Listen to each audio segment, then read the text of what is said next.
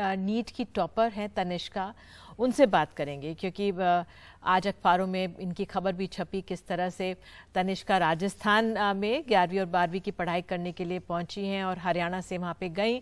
तनिष्का मूल निवासी तो हरियाणा की है लेकिन कोटा में खास तौर से कोचिंग के लिए शिफ्ट हो गई थी। तो तनिष्का हमारे साथ हैं। नीट के रिजल्ट्स आ गए। तनिष्का, बहुत बहुत बधाई पहले तो आपको, क्योंकि इस रिजल्ट का बहुत बेसब्री से इंतजार हो रहा था। बहुत मेहनत की होगी आपने, परिवार और शिक्षकों का प्रोत्साहन भी मिला होगा। जरा बताइए अपने सफर के बारे में।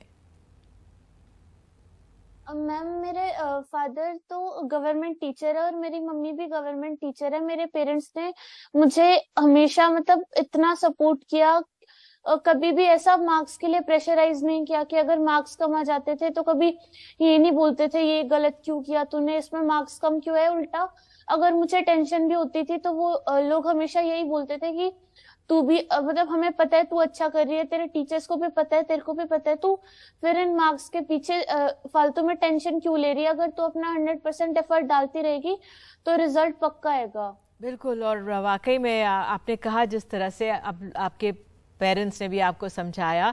अब मेहनत के बारे में ज़रा बताइए, क्योंकि जब भी सफलता मिलती है बिना मेहनत की तो नहीं मिलती।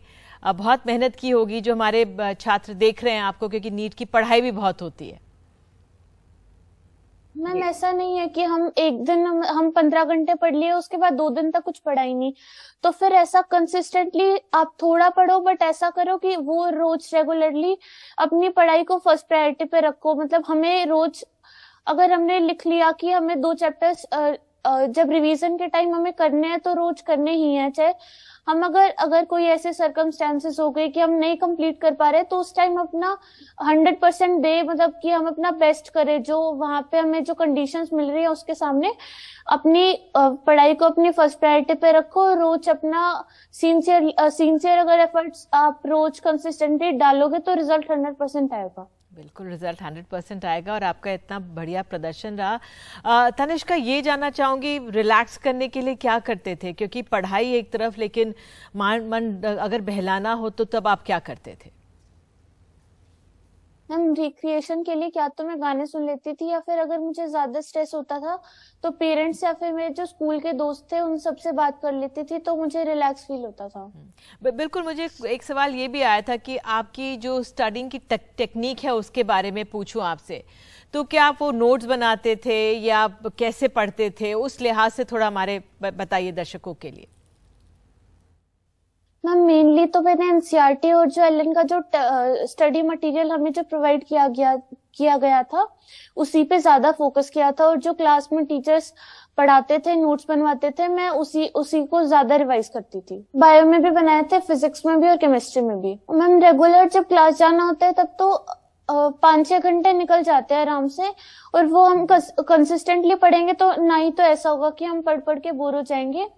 और रोज जो मतलब हमारी जो रिस्पॉन्सिबिलिटी है कि क्लास का पूरा रिवाइज करो, उसके बाद अपना जो पुराना आपका कुछ बैकलॉग या फिर वीक चैप्टर्स रह गए हैं तो वो भी रिवाइज हो जाएंगे उस टाइम में। और जब रिवीजन का टाइम था, मतलब लास्ट के 5 से 6 मंथ्स में बोलूं तो उस टाइम में 10-12 घंटे पढ़ती थी। बिल्कुल, आखिर में तनिष्का, आगे का क्या प्लान है आपका? मैम, मुझे सबसे पहले तो एम्स दिल्ली से एमबीबीएस करनी है, उसके बाद मुझे एमएस करनी है। मतलब अभी मैंने डिसाइड नहीं किया, बट क्या कार्डियो, न्यूरो या फिर ओंको, ये 3 ऑप्शंस है मेरे पास। जो चीज मुझे ज्यादा फैसिनेट करेगी मुझे उसमें एमएस करनी है। उसके बाद फर्दर स्पेशलाइजेशंस भी करने हैं और अच्छा डॉक्टर बन के कंट्री को सर्व करना है। बहुत बहुत धन्यवाद समय देने के लिए तनिष्का।